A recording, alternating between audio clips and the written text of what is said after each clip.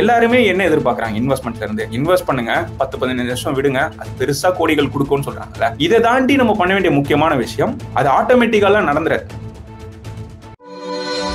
Anuj styles ரகங்கள் பலவிதம், ஒவ்வொன்றும் உலகத்தரம். அழகு தரும் மூலிகைகள், ஆரோக்கியம் தரும் மருத்துவர்கள்.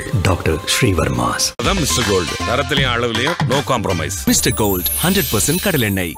5 கோடி ரூபாய் தேவை, 15 வருஷத்துல தேவைன்றதை அசியூம் பண்ணிட்டீங்க. ஸோ பேசிக்கா நீங்க ஏதோ ஒரு எஸ்ஐபி கால்குலேட்டர்ல போயிட்டு கால்குலேட் பண்ணா மாசத்துக்கு எவ்வளவு தேவைன்றதை நம்மளால ஐடென்டிஃபை பண்ணிட முடியும். 50,000 ரூபாய் மாசம் ரெகுலரா எஸ்ஐபி பண்ணிட்டு வந்தா கூட நம்மளால 3 கோடி ரூபாய் தான் சேர்த்துக்க முடியும் நினைக்கிறேன். இதை நம்பர்ஸா பாக்குறத தாண்டி இந்த டாஸ்க் ரொம்ப பெரிய டாஸ்க்ன்றத முதல்ல நம்ம கிளியரா புரிஞ்சுக்கணும். முதல் ஸ்டெப் என்னோட இன்கம் என்னால எப்படி இன்க்ரீஸ் பண்ண முடியும்ன்றது யோசிக்கிறது தான். ஏன்னா நம்மளோட செலவுகள்லாம் போனதுக்கு அப்புறம் என்ன நிக்குதோ அதை தான் நம்மளால இன்வெஸ்டே பண்ண முடியும். இன்வெஸ்ட்மெண்ட் ரொம்ப ஃபோக்கஸ் பண்ணாம இன்கம் growth ஃபோக்கஸ் பண்றது தான் ஃபர்ஸ்ட் ஸ்டெப்பா இருக்கும். இல்ல நான் வேகமா பணம் பண்ணணும்னு சொல்லிட்டு ட்ரேடிங்லயோ இன்ட்ராடேலயோ இல்ல ஹை ரிஸ்கா வேற யாராவது அதிகமான ரிட்டர்ன் ப்ராமிஸ் பண்றேன்னு சொல்லிட்டு அங்க எடுத்துட்டு போய் பணம் போட்டோம்னா கம்ப்ளீட்டா பணத்தையும் இழந்துட்டு நம்மளோட கோலையும் அச்சீவ் பண்ணாம போயிடும். Best fund to invest in 2025 சொல்லிட்டு கூகுள்ல தேடின உடனே ஏதோ ஒரு 3 ஃபண்ட் வரும். இந்த 3 ஃபண்ட்ல எது இருக்கிறதுல அதிகமான ரிட்டர்ன் கொடுத்துருக்கோ அதுல இன்வெஸ்ட் பண்ணாரு. மியூச்சுவல் ஃபண்ட் செலக்ட் பண்றதுல இருக்கிறதுலயே மோசமான கிரைட்டீரியா இது மட்டும் தான். இந்த மாதிரி யாரெல்லாம் தேடி இன்வெஸ்ட் பண்றாங்களோ அவங்களுக்கு மோஸ்ட் கேசஸ்ல கேரண்டீடா 2-3 வருஷத்துல நஷ்டம் மட்டும் தான் இருக்கும்.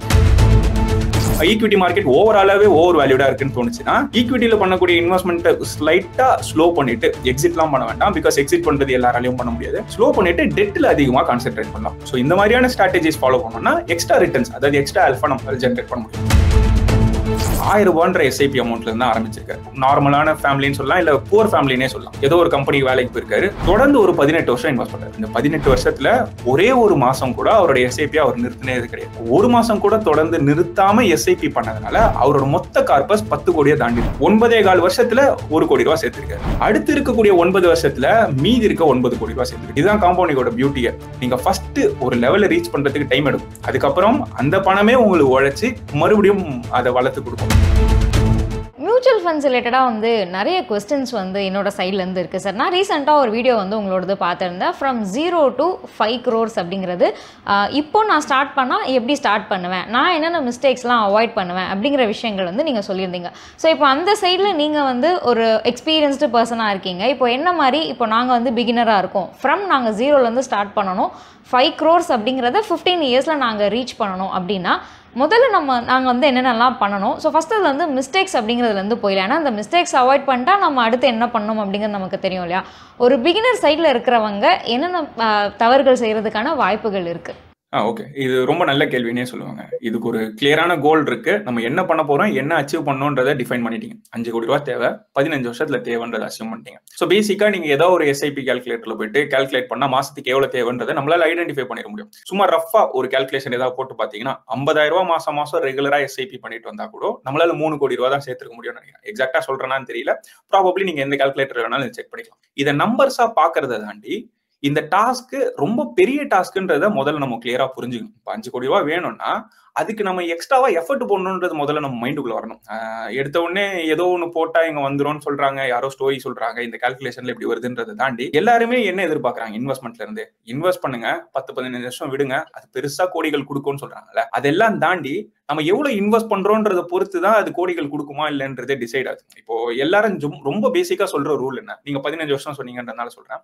15-15-15 ஒரு ரூல் சொல்லியிருப்பாங்க. 15,000 ரூபாய் மாசம் 15 வருஷம் தொடர்ந்து 15% ரிட்டர்ன் கொடுக்கக்கூடிய விஷயத்துல போட்டா 1 கோடி வரும்ன்றாங்க. ஸோ 15,000 ரூபாய் போட்டா 1 கோடி வருது.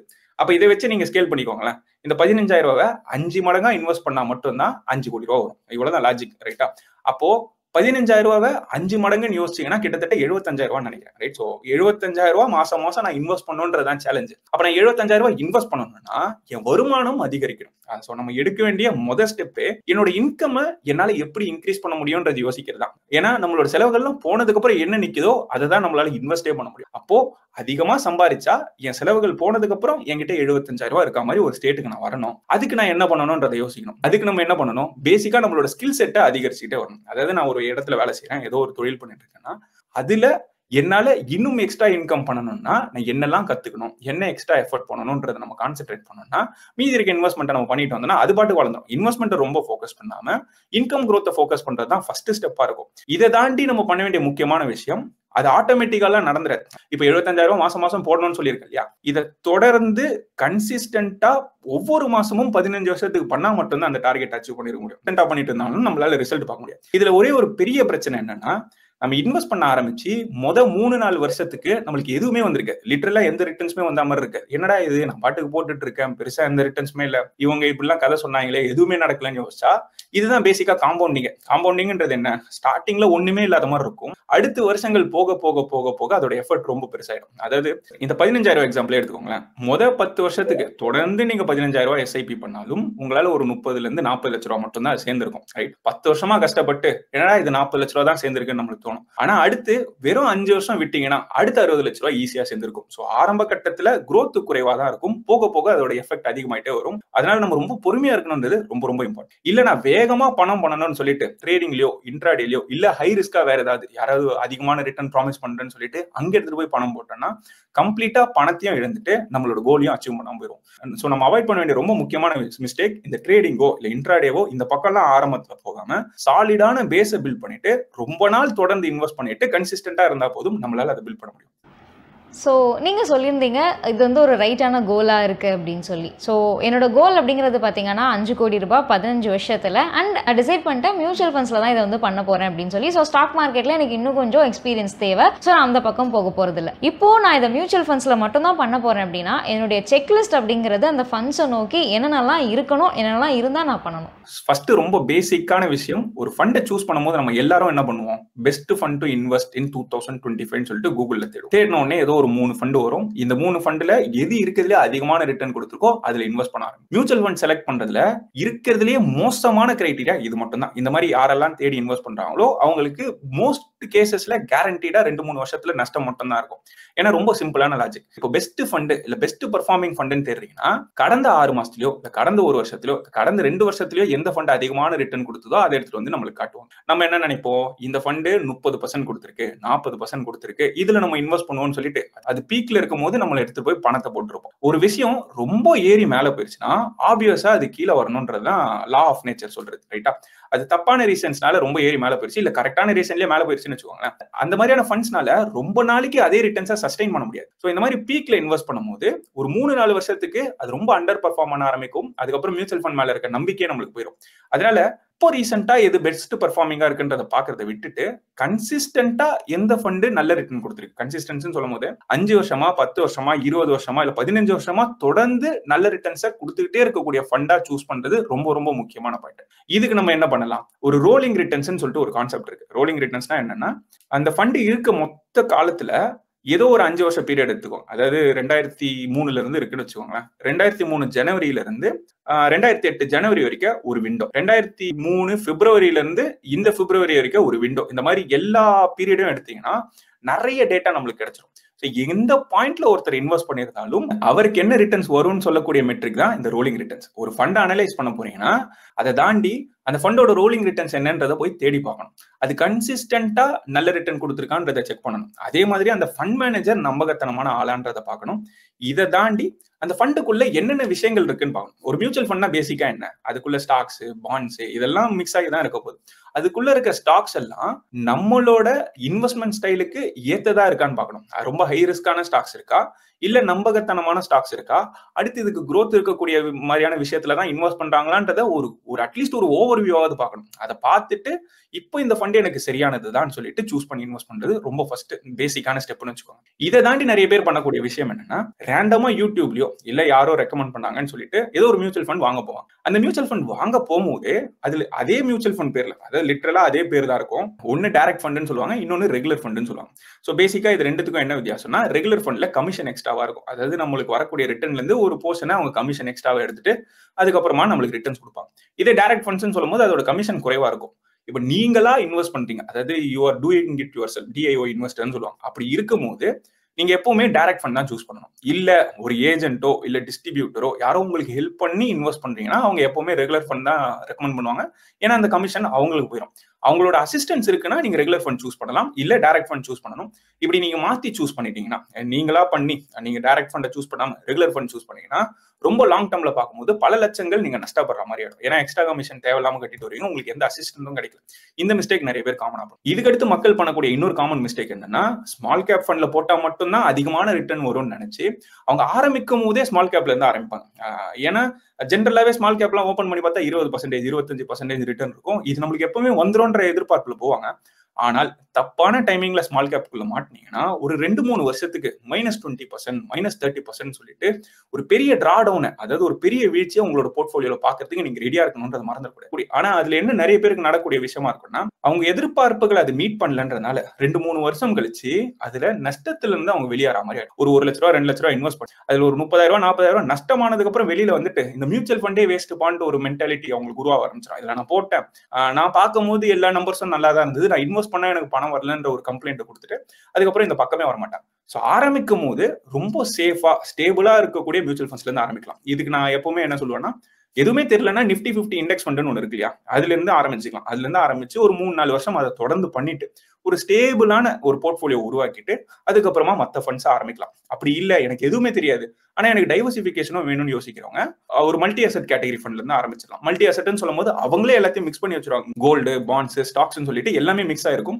அதனால உங்களுக்கு போதுமான டைவர்சிபிகேஷனும் கிடைக்கும். நீங்க அடிக்கடி மாத்தணும்ன்ற அவசியமும் கிடையாது, பெருசா நம்ம எதுவும் யோசிக்கணும்ன்ற அவசியமும் கிடையாது. ஸோ இந்த மாதிரியான ஃபண்ட் கேட்டகரியில இருந்து ஆரம்பிச்சாங்கன்னா அவங்களுக்கு ஓரளவுக்கு சேஃபான ஜேர்னி வரும், மிஸ்டேக்ஸையும் அவாய்ட் பண்ற மாதிரி இருக்கும். ஸோ இந்த ஒரு ஜேர்னி 15 இயர்ஸ் ஜேர்னியில் நீங்கள் வந்து என்னென்ன மிஸ்டேக்ஸ் அவாய்ட் பண்ணணும்னு சொல்லிட்டீங்க, என்னென்ன செக்லிஸ்ட் வந்து பார்க்கணும் அப்படின்னு சொல்லிட்டீங்க. இதை தாண்டி இது வந்து ஒரு லாங்கான ஜேர்னியாக இருக்கிறதுனால ஸ்பெசிஃபிக்காக நிறைய ஸ்ட்ராட்டஜிஸ் அப்படிங்கிறத ஃபாலோ பண்ண வேண்டியிருக்கா? இப்போ ஃபார் எக்ஸாம்பிள் நீங்கள் சொல்லியிருந்தீங்க இண்டெக்ஸ் ஃபண்ட்ஸ் மாதிரி சூஸ் பண்ணுங்க அப்படின்னு. இந்த இண்டெக்ஸ் ஃபண்ட்ஸில் மட்டுமே இன்வெஸ்ட் பண்ணுறது போதுமா? இப்போ ஸ்ட்ராட்டஜின்னு சொல்லும் போது என்னால் மார்க்கெட்டை அப்சர்வ் பண்ண முடியும், நான் மார்க்கெட்டை ரெகுலராக மானிட்டர் பண்ணிட்டு இருக்கேன், என்னால அதோட மூவ்மெண்ட்ஸை பார்த்துட்டு கரெக்டான டிசிஷன் எடுக்க முடியும்னு சொல்றவங்க இதெல்லாம் பண்ண முடியும். ரைட்டா? நிறைய பேர் எதுக்காக வராங்க மியூச்சுவல் ஃபண்ட்ஸ்ல வரதுக்கான காரணமே அதோட சிம்பிளிசிட்டிக்காக தான் வராங்க. அதாவது நான் போடுறேன், எனக்கு அது பணம் வளரணும், ஒரு 15 வருஷம் கழிச்சு எனக்கு ஏதோ ஒரு கோல் இருக்கு, குழந்தைங்களோட ஸ்கூல் ஃபீஸ் கட்டுறதோ இல்லை அவங்களுக்கு கல்யாணத்தை நடத்துறதோ இந்த மாதிரி ஏதோ ஒரு கோல் இருக்கு, இதுக்கு தான் நான் பண்றேன் அப்படின்னு யோசிக்கிறவங்க ஆரம்பிக்கும் போதே ஒரு நல்ல ஃபண்டா சூஸ் பண்ணிக்கோங்க. ஒரு நல்ல ஃபிளெக்ஸி கேப் ஃபண்டோ இல்ல ஒரு நல்ல மல்டி அசெட் ஃபண்டோ இல்ல ப்ராபப்ளி இண்டெக்ஸ் ஃபண்டே போதும்னு யோசிச்சீங்கன்னா இண்டெக்ஸ் ஃபண்டோ ஏதோ ஒன்று சூஸ் பண்ணிட்டு தொடர்ந்து இன்வெஸ்ட் பண்றது மட்டும் பண்ணா போதும். இந்த ஸ்ட்ராட்டஜி பண்ணணும் அந்த ஸ்ட்ராட்டஜி பண்ணணும்னு நம்ம யோசிச்சு மார்க்கெட் விழ போகுது அதனால நான் வெளியில வரேன்னு யோசிச்சுட்டு அதுக்கப்புறமா அதுக்குள்ள என்டரே ஆகாம லாபமே பார்க்காம நஷ்டப்பட்டுரும். அதனால தொடர்ந்து இன்வெஸ்டடா இருக்கிறது ரொம்ப ரொம்ப இம்பார்ட்டன்ட். இன்வெஸ்டடா இருந்துட்டு சீசனுக்கு ஏற்ற மாதிரி எந்த ஃபண்ட் டாப்ல இருக்குன்னு சொல்லிட்டு மாத்திட்டே இருந்தேன்னா தேவையில்லாம டாக்ஸ் கட்டுற மாதிரி இருக்கும், சீக்கிரமா எடுத்தா எக்ஸிட் லோட் கட்டுற மாதிரி இருக்கும், அதில் நஷ்டங்கள் மட்டும் தான் அதிகமா பார்த்திருப்போம். அதே நேரத்துல காம்பவுண்டிங்குமே கொண்டுரும். நம்ம எடுத்துட்டு திருப்பி ரீஇன்வெஸ்ட் பண்ணாம விட்டோம்னா காம்பவுண்டிங்கோட வளர்ச்சியும் நம்மளுக்கு நடக்காம போயிடும். அதனால நல்ல ஃபண்டா ஆரம்பத்துல சூஸ் பண்றது இம்பார்ட்டன்ட். அதை தொடர்ந்து டிசிப்ளினா கன்சிஸ்டன்டா இன்வெஸ்ட் பண்ணா மட்டும் போதும், அதுக்கப்புறம் நம்ம பெருசா எதுவும் பண்ணணும்ன்ற அவசியம் கிடையாது. இல்ல நான் மார்க்கெட்டை ரெகுலரா ஃபாலோ தான் பண்ணிட்டு இருக்கேன்னு சொல்றவங்களுக்கு மார்க்கெட் சைக்கிள்ஸ் சொல்லுவாங்க, இல்ல செக்டார் சைக்கிள்ஸ் சொல்லுவாங்க. அதாவது இல்ல ஒரு பர்டிகுலர் பீரியடுக்கு ஏதாவது ஒரு செக்டார் ரொம்ப நல்லா பெர்ஃபார்ம் பண்ணும். உதாரணத்துக்கு சொல்லணும்னா ஒரு சில வருஷத்துக்கு முன்னாடி ஸ்டீல் இல்ல மெட்டல் செக்டார் ரொம்ப நல்லா பெர்ஃபார்ம் பண்ணுச்சு. அதாவது ஏதாவது ஒரு steel based infrastructure based bond ஃபண்ட்ஸோ இல்ல ஏதாவது வாங்கியிருந்தாங்கன்னா அவங்களுக்கு ஷார்ட் டேர்ம்லயே ரொம்ப பெரிய ரிட்டர்ன்ஸ் வந்துருக்கும். அப்படி இல்லைன்னா இந்த எலெக்ஷன் வந்ததுல இந்தியால அந்த பீரியடுக்கு கொஞ்ச நாள் முன்னாடி வரைக்கும் பிஎஸ்யூ ஃபண்ட்ஸ் கண்ணாபின்னான அதிகமான ரிட்டர்ன் கொடுத்தது. அதாவது எந்த பிஎஸ்யூ ஃபண்டை போய் பாத்தீங்கன்னாலும் ஒரே வருஷத்துல 90% ரிட்டர்ன் 80% ரிட்டர்ன் கொடுத்துருக்கு. இந்த மார்க்கெட் சைக்கிள்ஸை கரெக்டா ஐடென்டிஃபை பண்ற இந்த மார்க்கெட் சைக்கிள்ஸை நம்மளால கரெக்டா ஐடென்டிஃபை பண்ண முடியும்னா அடுத்து எந்த செக்டார் நல்லா வளரும் தெரிஞ்சு அதுல எடுத்துட்டு போய் நம்ம அதிகமா இன்வெஸ்ட் பண்ணலாம்.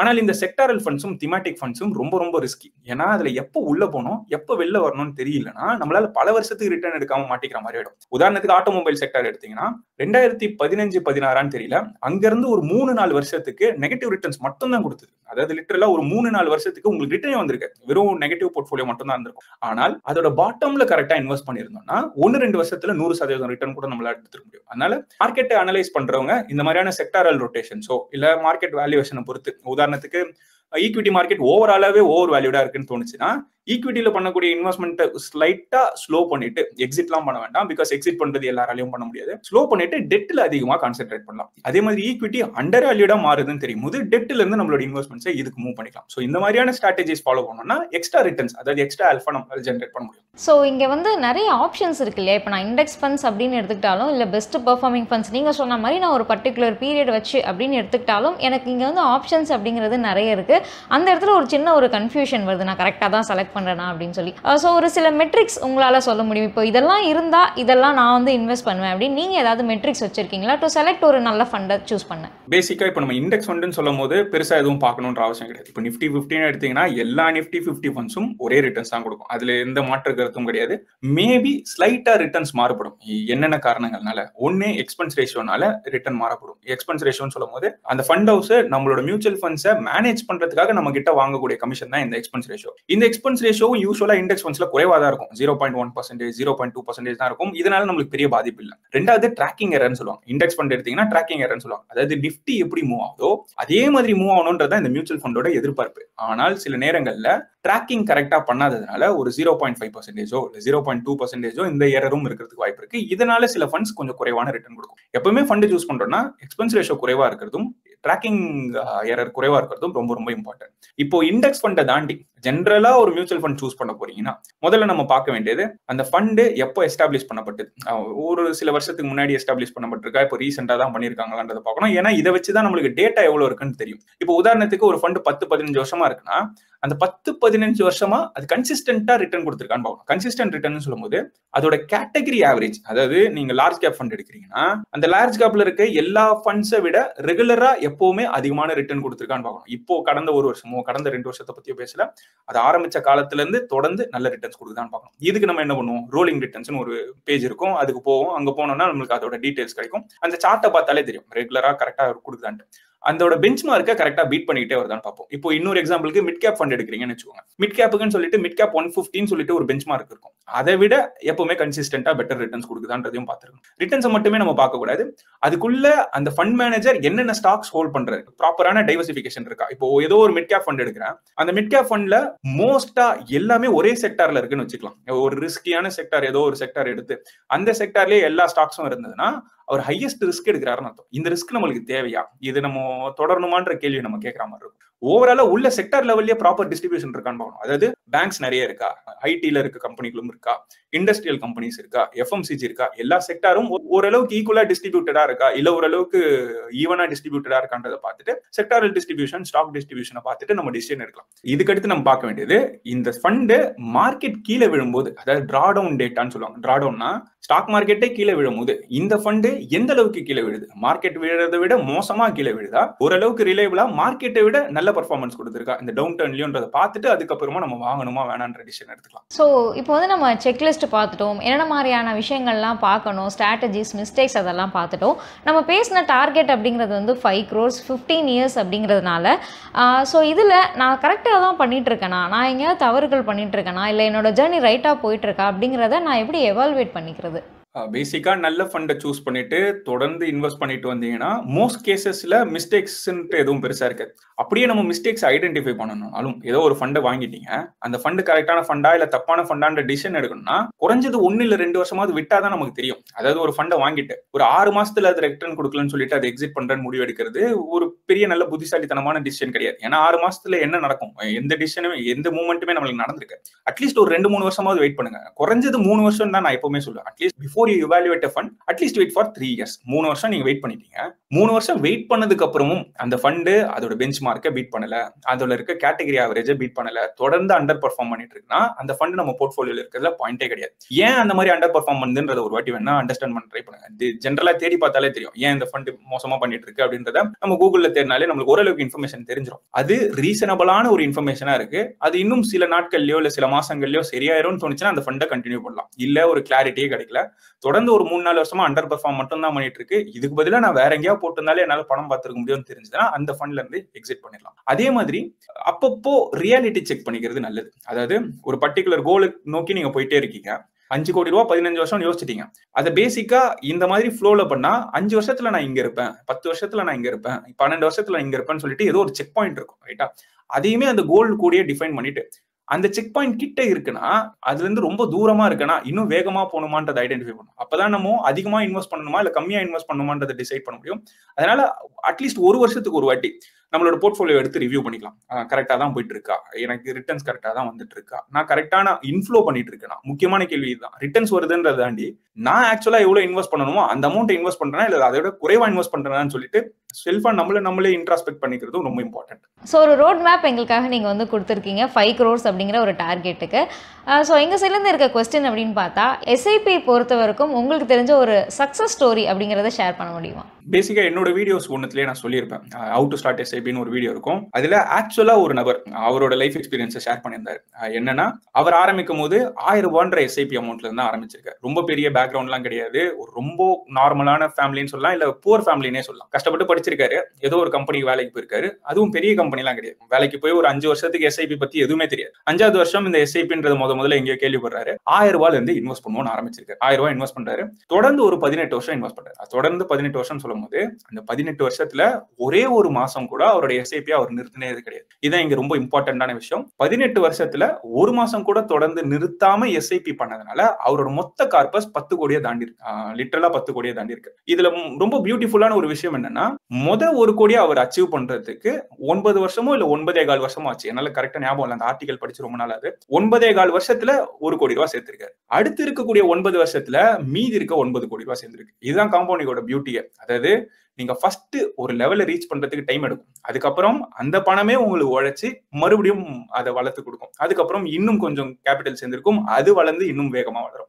ஸோ ஃபர்ஸ்ட் 1 crore சேர்க்கறது தான் கஷ்டமா இருக்கும். அதுக்கப்புறம் வரக்கூடிய கோடிகள் உங்களுக்கு ஈஸியா இருக்கும்ன்றது தான் இந்த எக்ஸாம்பிள் நம்மளுக்கு கிளியரா சொல்லுது. ஸோ சிம்பிளா சொல்லணும்னா நம்மளால முடிஞ்ச அளவுக்கு ஆரம்பிப்போம். 1000 ரூபாய் எஸ்ஐபி ஆரம்பிச்சாலும் நம்ம நினைச்சால் நம்ம தொடர்ந்து இன்வெஸ்ட் பண்ணிட்டே வந்தோம்னா, நம்மளோட இன்வெஸ்ட்மெண்ட்ஸை உயர்த்திக்கிட்டே வந்தோம்னா, அதாவது இந்த 1000 ரூபாய் போட்டுட்டு எல்லா வருஷமும் 1000 ரூபாய் தான் போடுவேன், 5 கோடி வேணும் 10 கோடி வேணும்னா அது நடக்காது. நம்மளோட ஸ்கில்லை நம்ம வளர்த்துருக்கணும், நம்மளோட இன்வெஸ்ட்மெண்ட்ஸை நம்ம வளர்த்துட்டு இருக்கோம். அதுக்கேற்ற மாதிரி நம்மளோட எஸ்ஐபியும் ஸ்டெப் அப் பண்ணிட்டே வந்தோம்னா ஈஸியா நம்மளோட டார்கெட் அச்சீவ் பண்ணிடலாம். அனுஜ் டைல்ஸ் ரகங்கள் பலவிதம், ஒவ்வொன்றும் உலகத்தரம். அழகு தரும் மூலிகைகள், ஆரோக்கியம் தரும் மருத்துவர்கள். டாக்டர் ஸ்ரீவர்மாஸ். அதான் மிஸ்டர் கோல்டு. தரத்திலையும் அளவுலயும் நோ காம்ப்ரமைஸ். மிஸ்டர் கோல்ட் 100% கடலெண்ணெய்.